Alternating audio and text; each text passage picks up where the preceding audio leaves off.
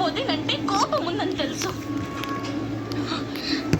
కానీ ఆ కోపంలో తనకి ఇంత పెద్ద శిక్ష వేయాలన్న ఆలోచన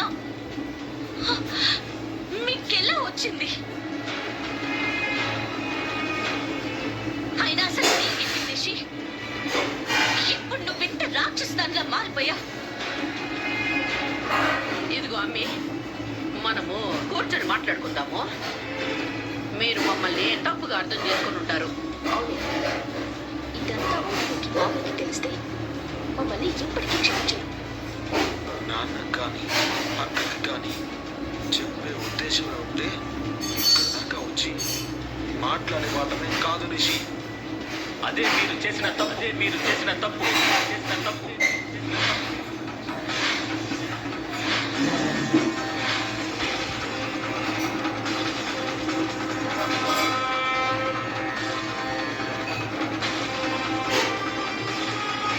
వీడిలాంటి పని చేశారని తెలియగానే కాలర్ పట్టుకొని బయటికి గెట్టేయకుండా మీరు చాలా పెద్ద తప్పు చేశారమ్మా. నేను చెప్పేది నువ్వు కూర్చో, మెల్లిగా మాట్లాడుకుందాము.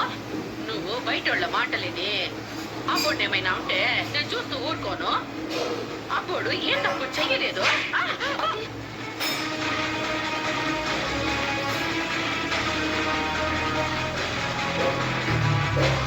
నిజమేనే, తప్పు చేసింది వాడు కాదు, నువ్వు గనక వాడిని మొదటి తప్పు దగ్గరే ఆపేస్తుంటే ఇవాళ వాడి ఇలాంటి పని చేసుండేవాడే కాదు.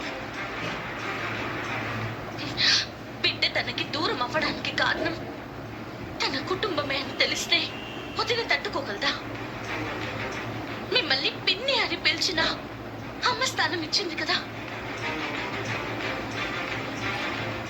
మరి తన బిడ్డని దూరం చేయాలని చూసింది మీరే అని తెలిస్తే వదిన మనసు ఎన్ని ముక్కలవుతుందో మీరొక్కరైనా ఆలోచించారా? ఇదంతా చేసింది ఆస్తి కోసమే కదా యువరాజ్. నువ్వు వెళ్ళి అక్క ఆస్తి నాకు ఇచ్చేయమంటే సంతోషంగా